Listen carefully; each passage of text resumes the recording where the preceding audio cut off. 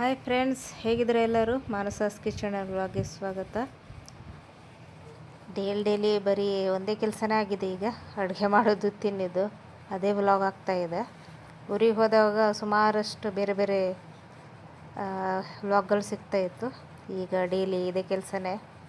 ಸುಮಾರಷ್ಟು ರೆಸಿಪಿನ ತೋರಿಸ್ತೀನಿ ನಾನು ನಿಮಗೆ.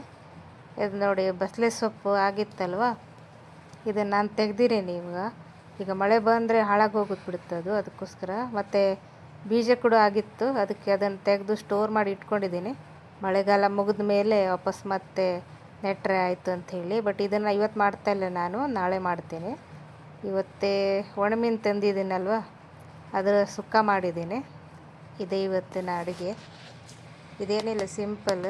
ಈರುಳ್ಳಿ, ಬೆಳ್ಳುಳ್ಳಿ, ಶುಂಠಿ, ಸ್ವಲ್ಪ ಇದು ವಾಟೆ ಹುಳಿ, ಖಾರದ ಪುಡಿ, ಅರಿಶಿಣ ಎಲ್ಲದೂ ಎಣ್ಣೆಯಲ್ಲಿ ಚೆನ್ನಾಗಿ ಫ್ರೈ ಮಾಡಿ ಈ ಒಣಮೀನನ್ನು ಹಾಕಿ ಚೆನ್ನಾಗಿ ಸುಕ್ಕ ಥರ ಮಾಡಿದ್ರೆ ಆಯಿತು. ಇಷ್ಟೇ, ತುಂಬ ಟೇಸ್ಟಿಯಾಗಿ ಬರುತ್ತೆ ಮಾತ್ರ. ಇವತ್ತಿನ ಅಡುಗೆ ಇದೇನೆ.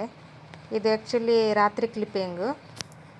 ನಾಳೆ ನನ್ನ ಮಗಳಿಗೆ ಸ್ಕೂಲ್ ಇದೆ, ಅದಕ್ಕೋಸ್ಕರ ಬಟಾಟೆ ವಡೆ ಮಾಡೋಣ ಅಂತ ಬೆಳಿಗ್ಗೆ. ಅದಕ್ಕೋಸ್ಕರ ಈಗ ಪ್ರಿಪ್ರೇಷನ್ ಮಾಡ್ತಾಯಿದ್ದೀನಿ ನಾನು.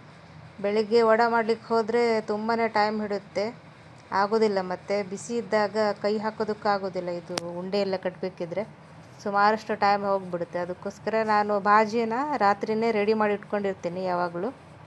ಒಂದು ಸತಿ ಬಾಜಿ ರೆಡಿ ಆದರೆ ಬೆಳಗ್ಗೆ ಎದ್ದು ಡೈರೆಕ್ಟ್ ಎಣ್ಣೆಯಲ್ಲಿ ಕರೆದು ತೆಗೆದುಬಿಡೋದೇನೆ, ಅಷ್ಟೇ ಕೆಲಸ. ಈಗ ನೋಡಿ, ಬಾಣಲಿಗೆ ನಾನು ಎಣ್ಣೆ ಹಾಕಿದ್ದೀನಿ, ಜೊತೆಗೆ ಸಾಸಿವೆ, ಜೀರಿಗೆ, ಸ್ವಲ್ಪ ಪಟಪಟ ಅಂತ ಅರಳ್ಕೊಳ್ಬೇಕು. ಅದಾದ ನಂತರ ಜೀರಿಗೆ ಹಾಕ್ತಾಯಿದ್ದೀನಿ ನಾನು. ಇದ್ರ ಜೊತೆಗೆ ಉದ್ದಿನಬೇಳೆ, ಬೇಯಿಸಿದರೆ ಕಡಲೆಬೇಳೆ ಹಾಕ್ಕೋಬೋದು, ನಾನು ಹಾಕ್ತಾಯಿಲ್ಲ. ಮತ್ತು ಈರುಳ್ಳಿ, ಹಸಿಮೆಣಸಿನ್ಕಾಯಿ, ಕೊತ್ತಂಬರಿ ಸೊಪ್ಪು ಇಷ್ಟನ್ನು ಹಾಕಿ ಚೆನ್ನಾಗಿ, ಜೊತೆಗೆ ಶುಂಠಿ ಎಲ್ಲನೂ ಹಾಕಿ ಫ್ರೈ ಮಾಡ್ಕೊಳ್ಳಿ ಚೆನ್ನಾಗಿ. ಪೂರ್ತಿ ಈರುಳ್ಳಿ ಫ್ರೈ ಆಗಬೇಕಂತಿಲ್ಲ, ಯಾಕಂದರೆ ಎಣ್ಣೆಲಿ ಆಮೇಲೆ ಫ್ರೈ ಮಾಡ್ತೀವಲ್ಲ ನಾವು. ಇದ್ರ ಜೊತೆಗೆ ಅರಿಶಿಣ, ಉಪ್ಪು ಮತ್ತು ಬೇಯಿಸಿದಂಥ ಬಟಾಟೆನೇ ಸ್ವಲ್ಪ ಸ್ಮ್ಯಾಶ್ ಮಾಡಿ ಹಾಕಿ ಎಲ್ಲದನ್ನು ಮಿಕ್ಸ್ ಮಾಡಿದ್ದೀನಿ. ಮಿಕ್ಸ್ ಮಾಡಿ ನಾನು ಫ್ರಿಜ್ಜಲ್ಲಿ ಇಟ್ಬಿಡ್ತೀನಿ ರಾತ್ರಿಗೆ. ಬೆಳಿಗ್ಗೆ ಇದು ಮಾಡೋದಕ್ಕೆ ಈಸಿ ಆಗುತ್ತಲ್ವ. ಇದು ಬೆಳಗಿನ ಕ್ಲಿಪ್ಪಿಂಗ್ ಇದು. ನಾನು ಒಂದು ಪೋರ್ಕ್ ತಗೊಂಡು ಎಲ್ಲ ಸ್ವಲ್ಪ ಗಂಟು ಇರುತ್ತಲ್ವ, ಅದನ್ನೆಲ್ಲನೂ ಸ್ಮ್ಯಾಶ್ ಮಾಡ್ಕೊತೀನಿ. ಈ ಕಡೆ ಕಡಲೆ ಹಿಟ್ಟು ಕೂಡ ರೆಡಿಯಾಗಿದೆ. ಈಗ ಉಂಡೆ ಕಟ್ಟಿ ಚೆನ್ನಾಗಿ, ಅದು ಒಡಿಬಾರ್ದು, ಆ ರೀತಿ ಚೆನ್ನಾಗಿ ಉಂಡೆ ಕಟ್ಟಿ ಕಡಲೆ ಹಿಟ್ಟೆಲ್ಲ ಅದ್ದಿ ಸೀದಾ ಫ್ರೈ ಮಾಡಿದ್ರೆ ಆಯಿತು. ಬಟಾಟೆ ವಡೆ ರೆಡಿಯಾಗಿಬಿಡ್ತು. ಅಷ್ಟೇ ಇದು ರೆಸಿಪಿ ನೋಡೋದಕ್ಕೆ ಸಿಂಪಲ್, ಬಟ್ ಕೆಲಸ ಜಾಸ್ತಿ ಆಗಿಬಿಡುತ್ತೆ. ಅದಕ್ಕೆ ಮೊದಲೇ ಪ್ರಿಪ್ರೇಷನ್ ಮಾಡಿಕೊಂಡ್ರೆ ಈಸಿ ಆಗಿಬಿಡುತ್ತೆ. ಬೆಳಿಗ್ಗೆ ಮಕ್ಕಳಿಗೆ ಟಿಫನಿಗೆ ಹಾಕ್ಕೊಡೋಕ್ಕೂ ಈಸಿ ಆಗುತ್ತೆ. ಟೇಸ್ಟ್ ಮಾತ್ರ ತುಂಬ ಚೆನ್ನಾಗಿ ಬರುತ್ತೆ. ನೀವು ಹೊರಗಡೆ ಎಲ್ಲ ತಿಂತೀವಲ್ವ, ಅದಕ್ಕಿಂತ ತುಂಬ ಚೆನ್ನಾಗಿರುತ್ತೆ ಇದು. ನನ್ನ ಮಗಳು ರೆಡಿಯಾಗಿದ್ದಾಳೆ ಸ್ಕೂಲಿಗೆ ಹೋಗೋದಕ್ಕೆ. ಫಸ್ಟ್ ಡೇ ಅವಳದಿರುತ್ತೆ. ಅವಳನ್ನ ಸ್ಕೂಲಿಗೆ ಕಳಿಸಿ ಎಲ್ಲ ಕೆಲಸನೂ ಮಾಡಿ ಈಗ ಅಡುಗೆಗೆ ಬಂದಿದ್ದೀನಿ ನಾನು. ಈಗೀಗ ಸ್ವಲ್ಪ ಮೀನೆಲ್ಲ ಸರಿಯಾಗಿ ಸಿಗ್ತಾ ಇಲ್ಲ, ಬರೀ ಒಣಮೀನು, ಮೊಟ್ಟೆ ಇದನ್ನೇ ಮಾಡಿ ತಿಂತಾಯಿದ್ದೀವಿ. ಚಿಕನ್ನು ಇಂಥದ್ದೇ. ಇದು ರಾತ್ರಿ ಕ್ಲಿಪ್ಪಿಂಗ್. ಇದು ಮೊಟ್ಟೆ ಹಾಫ್ ಬಾಯ್ಲ್ ಮಾಡ್ತಾಯಿದ್ದೀನಿ ನಾನು.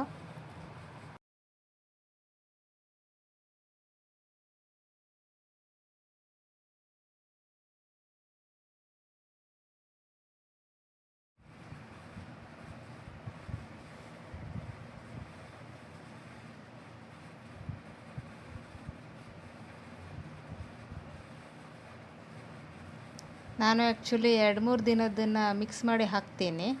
ಹಾಗಾಗಿ ನನಗೆ ಒಂದೊಂದ್ಸತಿ ನೆನಪಿರೋದಿಲ್ಲ ಏನು ಮಾಡಿದ್ದೀನಿ ಅಂಥೇಳಿ.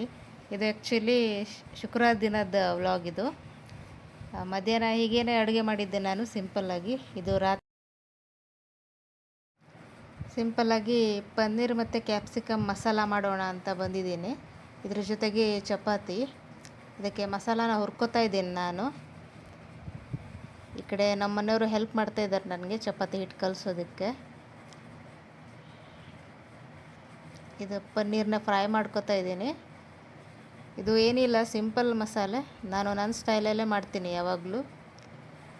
ಎಣ್ಣೆಗೆ ಟೊಮೆಟೊ, ಈರುಳ್ಳಿ, ಬೆಳ್ಳುಳ್ಳಿ, ಶುಂಠಿ ಇಷ್ಟನ್ನು ಹಾಕಿ ಹುರ್ಕೊಂಡಿದ್ದೀನಿ. ಚೆನ್ನಾಗಿ ಹುರ್ಕೊಂಡು ಅದ್ರ ಜೊತೆಗೆ ಸ್ವಲ್ಪ ಕೊತ್ತಂಬರಿ ಸೊಪ್ಪೆಲ್ಲ ಹಾಕಿ ಪೇಸ್ಟ್ ಮಾಡ್ಕೊಂಡಿದ್ದೀನಿ.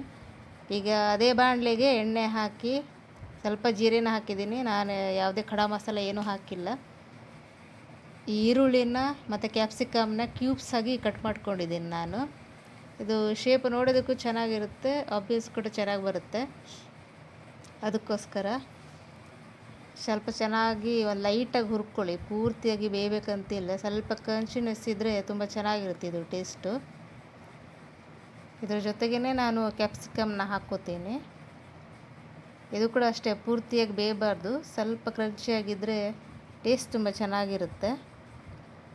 ನಾವು ಮೊದಲೇ ಮಸಾಲೆನ ಹುರ್ಕೊಂಡು ಆಮೇಲೆ ರುಬ್ಕೊಂಡಿದ್ದೀವಲ್ವ, ಹಾಗಾಗಿ ಪಟ್ಟಂತ ಆಗಿಬಿಡುತ್ತೆ ಇದು. ಆ್ಯಕ್ಚುಲಿ ನನಗೆ ಆ ಟೈಮಲ್ಲಿ ಯಾವ ರೀತಿ ಮಾಡಬೇಕು ಅನಿಸುತ್ತೋ ಅದೇ ರೀತಿ ಮಾಡ್ತೀನಿ ನಾನು. ಈಗ ಮಸಾಲೆನ ತಣ್ಣ ಮಾಡಲಿಕ್ಕೆ ಇಟ್ಟಿದ್ದೀನಿ ನಾನು ಇಲ್ಲಿ. ಇದ್ರ ಜೊತೆಗೆ ಪನ್ನೀರ್ನು ಹುರ್ಕೊಂಡು ಆಗಿದೆ. ಮಸಾಲ ರುಬ್ಕೊಂಡಿದ್ದೀನಿ, ಇದಕ್ಕೆ ಹಾಕ್ಕೊಂಡು ಬಿಡ್ತೀನಿ ನಾನು. ಇದು ಆ್ಯಕ್ಚುಲಿ ಸ್ವಲ್ಪ ಬೆಂದು ಒಂದು ಸ್ವಲ್ಪ ಎಣ್ಣೆ ಮೇಲ್ಗಡೆ ತೇಲ್ ಬರಬೇಕು, ಅಲ್ಲಿ ತನಕ ನೀವು ಹುರ್ಕೊಂಡ್ರೆ ಟೇಸ್ಟ್ ತುಂಬ ಚೆನ್ನಾಗಿ ಬರುತ್ತೆ. ನೋಡಿ, ಎಣ್ಣೆ ಎಲ್ಲ ಮೇಲ್ಗಡೆ ಬಂದಿದೆ. ಇದಕ್ಕೇ ಸ್ವಲ್ಪ ನೀರು ಹಾಕಿ ಮತ್ತೆ ಕುದಿಸ್ಕೊತೀನಿ ನಾನು. ನೀವೆಷ್ಟು ಏನು ಫ್ರೈ ಮಾಡ್ಕೋತೀರೋ ಅಷ್ಟು ಟೇಸ್ಟ್ ಚೆನ್ನಾಗಿ ಬರುತ್ತೆ, ರೆಸ್ಟೋರೆಂಟ್ ಸ್ಟೈಲ್ ಬರುತ್ತೆ ಅದು.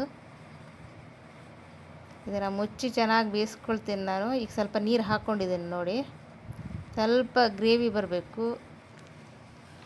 ಗ್ರೇವಿ ಇಟ್ಟಷ್ಟೇ ಸ್ವಲ್ಪ ಗಟ್ಟಿಯಾಗಿಬಿಡುತ್ತೆ, ಅದಕ್ಕೋಸ್ಕರ ಸ್ವಲ್ಪ ನೀರಾಗಿಯೇ ನಾನು ಇಟ್ಕೋತೀನಿ. ಆಮೇಲೆ ಅದು ತಾನಾಗೇ ಗಟ್ಟಿಯಾಗಿಬಿಡುತ್ತೆ, ಅದಕ್ಕೋಸ್ಕರ. ಇಷ್ಟಾಗಿದೆ. ಈಗ ಪನ್ನೀರನ್ನ ಕಟ್ ಮಾಡ್ಕೊಂಡು ಹಾಕ್ಕೊಳ್ತೀನಿ ನೋಡಿ, ಆಗಿದೆ ಇದು.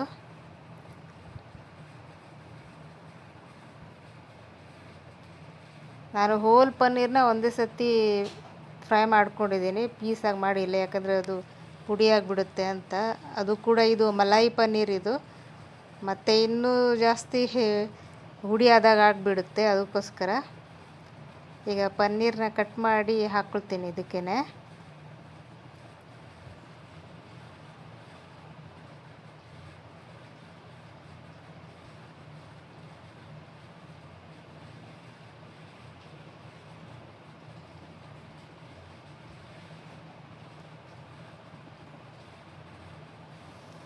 ನಿಮಗೆ ಟೇಸ್ಟಿಗೆ ಹೇಗೆ ಬೇಕೋ ಆ ರೀತಿ ಮಸಾಲಾನ ಮಾಡ್ಕೋಬೋದು ನೀವು. ಇದಕ್ಕೆ ನಾನು ಖಾರದ ಪುಡಿ, ಅರಿಶಿನ ಪುಡಿ, ಉಪ್ಪು ಜೊತೆಗೆ ಗರಂ ಮಸಾಲ ಇಷ್ಟನ್ನು ಹಾಕಿ ಕುದಿಸ್ಕೊಂಡಿದ್ದೀನಿ. ಗರಂ ಮಸಾಲ ಯಾವಾಗಲೂ ಸ್ವಲ್ಪ ಲಾಸ್ಟಲ್ಲಿ ಹಾಕಿದ್ರೇ ಬೆಟರ್, ಯಾಕಂದರೆ ಅದ್ರ ಘಮ ಎಲ್ಲ ಹೊರಟೋಗ್ಬಿಡುತ್ತೆ. ಆಲ್ರೆಡಿ ಅದು ಫ್ರೈ ಆಗಿರೋದ್ರಿಂದ. ನಾವು ಮನೇಲಿ ಮಾಡಿದ್ದಿದ್ರೆ ಅದು ಫ್ರೆಶ್ ಆಗಿರುತ್ತಲ್ವ, ಅದು ತುಂಬ ಹೊತ್ತು ಬೇಯಿಸಿದ್ರೆ ಏನೂ ಆಗೋದಿಲ್ಲ. ಬಟ್ ಮಾರ್ಕೆಟಲ್ಲಿ ಸಿಗುವಂಥ ನೀವು ಗರಂ ಮಸಾಲೆ ಎಲ್ಲ ಯೂಸ್ ಮಾಡ್ತೀರ ಅಂದರೆ ಸ್ವಲ್ಪ ಲಾಸ್ಟಲ್ಲಿ ಹಾಕೋದೇ ಬೆಟರು. ಈಗ ರೆಡಿಯಾಗಿದೆ ಚಪಾತಿ ಜೊತೆಗೆ ಪನ್ನೀರ್ ಕ್ಯಾಪ್ಸಿಕಮ್ ಮಸಾಲ. ತುಂಬ ಟೇಸ್ಟಿಯಾಗಿ ಬಂದಿತ್ತು ಮಾತ್ರ, ಮಕ್ಕಳು ಕೂಡ ತುಂಬ ಇಷ್ಟಪಟ್ಟು ತಿಂದರು. ನಿಮಗೆ ಈ ರೆಸಿಪಿ ಹೇಗೆ ಅನಿಸ್ತು ಅದನ್ನು ಕಾಮೆಂಟಲ್ಲಿ ತಿಳಿಸಿ. ಇನ್ನೂ ಒಳ್ಳೊಳ್ಳೆ ವಿಡಿಯೋ ಜೊತೆಗೆ ಬರ್ತೀನಿ. ಅಲ್ಲಿ ತನಕ ಬಾಯ್ ಬಾಯ್.